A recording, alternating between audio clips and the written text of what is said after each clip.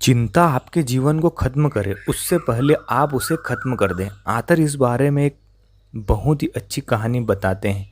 वह यह कहानी किसी की नहीं बल्कि उनके दोस्त की है जो चिंता के सागर में डूबे थे, लेकिन आखिरकार चिंता को भगाने का फार्मूला ढूंढ लेते हैं। मेरियल जे डगलस नाम के एक व्यक्ति के घर में दो हादसे हो जाते हैं। एक बार नहीं बल्कि दो बार। पहली बार उसकी 5 साल की बच्ची मर जाती है जिसे वह बहुत प्यार करता था। उसने और उसकी पत्नी ने सोचा कि वे इस दुख को सहन नहीं कर पाएंगे, परंतु 10 महीने बाद ही उनके घर में एक और बेटी का जन्म होता है, लेकिन वह भी केवल 5 दिन में ही उन्हें छोड़कर चली जाती। यह दोहरा हादसा लगभग असहनीय था। मेरिल इस दर्द को नहीं झेल पाया, न सो पाता था, न खा पाता था, न चैन से बैठ पाता था और न ही आराम कर पाता था। मेरियल की हिम्मत पूरी तरह से टूट चुकी थी और उसका आत्मविश्वास समाप्त हो गया था। आखिरकार वह डॉक्टरों के पास गया। एक ने उसे नींद की गोलियां दी, दूसरे ने सुझाव दिया कि वह कहीं बाहर चले जाए। उसने दोनों ही तरीके आजमाए, परंतु किसी से भी फायदा नहीं हुआ। उसे ऐसा लग रहा था जैसे उसका शरीर किसी शिकंजे में जकड़ गया है और लगातार कसता जा रहा हो। दुख का तनाव, अगर आप भी कभी दुख के मारे टूटे होंगे तो आप समझते हैं कि उसके ऊपर क्या बीत रही थी। लेकिन ईश्वर की कृपा से उसका एक बेटा होता है और वह 4 साल का हो जाता है। उसकी वजह से वह अपनी समस्या सुलझा लेता है। अब हुआ यूं कि एक दिन दोपहर जब वह दुख में डूबा था तो उसके बेटे ने कहा, डैडी मेरे लिए बोर्ड बना दो। बोर्ड बनाने का उसके पिताजी का कतई मूड नहीं था। सच तो यह है कि उसका कुछ भी करने में मन नहीं लग रहा था, परंतु उसका बेटा बड़ा ही जिद्दी किस्म का था और आखिरकार उसे हार माननी पड़ी और बेटे की जीत पर टाई बोर्ड बनाने लगता है और उसे 3 घंटे लग जाते हैं। जब बोर्ड पूरी बना ली तब जाकर उसे एहसास हुआ कि दरअसल महीनों की चिंता के बाद उसे यह एहसास हुआ कि इस कार्य को करने पर उसे थोड़ी शांति और मानसिक राहत मिली। इस सोच ने उसे नींद से जगाया और सोचने पर मजबूर कर दिया कि बोर्ड बनाने के कार्य ने उसकी चिंता को चारों खाने चित्त कर दिया था।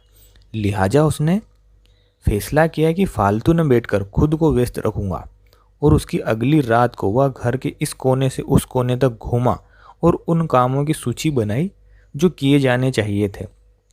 दर्जनों सामानों की मरम्मत की जरूरत थी, खिड़की, दरवाजे, हैंडल्स, ताले, बहुत से कार्य। उसने 2 सप्ताह में 242 कामों की सूची बना ली जिनकी तरफ ध्यान दिया जाना चाहिए था। 2 सालों में उसने ज़्यादातर काम पूरे कर लिए। इसके अलावा अपने जीवन को प्रेरक एक्टिविटीज से भर लिया।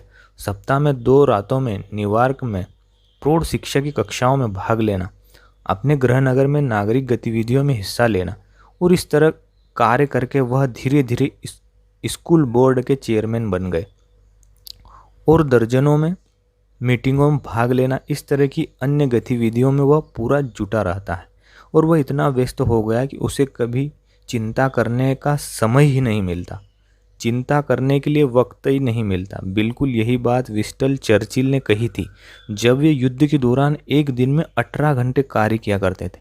जब उससे पूछा गया कि क्या वे अपनी भारी भरकम जिम्मेदारियों के लेकर चिंतित होते हैं तो उनका जवाब था, मैं बहुत व्यस्त हूँ, मेरे पास चिंता करने के लिए फुर्सत ही नहीं है। अगर आप भी अपनी चिंता से परेशान हैं तो खुद को किसी रचनात्मक कार्य में झोंक दे। खुद को व्यस्त रखने जैसे सामान्य कार्य से ही हमारी चिंता दूर हो जाती। दोस्तों, यह अच्छी बात है मैंने आपको how to stop worrying and start living, चिंता छोड़ो सुख से जियो, डेल कार्नेगी द्वारा लिखी गई इस बुक से बताई। दोस्तों, इस बुक में बहुत सारी और भी अच्छी बातें हैं जिन्हें हम जान के हम अपनी लाइफ को और अधिक अपग्रेड कर सकते हैं। दोस्तों, इसका यह दूसरा पार्ट है। पहले पार्ट में हमने बात की थी कि आज में हम कैसे जिएं। अगर आपने वह वीडियो नहीं देखा तो डिस्क्रिप्शन में लिंक दिया गया है, वहां जाकर आप देख सकते हैं। दोस्तों, अगर आप यह बुक खरीदना चाहते हैं तो डिस्क्रिप्शन में लिंक दिया गया है जहां जाकर आप बुक को खरीद सकते हैं। दोस्तों, ये वीडियो कैसा लगा आपको लाइक और कमेंट करके ज़रूर बताएं और अभी तक चैनल को सब्सक्राइब नहीं किया है तो सब्सक्राइब कर बेल आइकन को ज़रूर प्रेस कर लें ताकि इस तरह की अच्छी वीडियोस आप तक सीधे पहुंच सकें। मिलते दोस्तों अगली वीडियो में, तब तक के लिए अपना ख्याल रखें।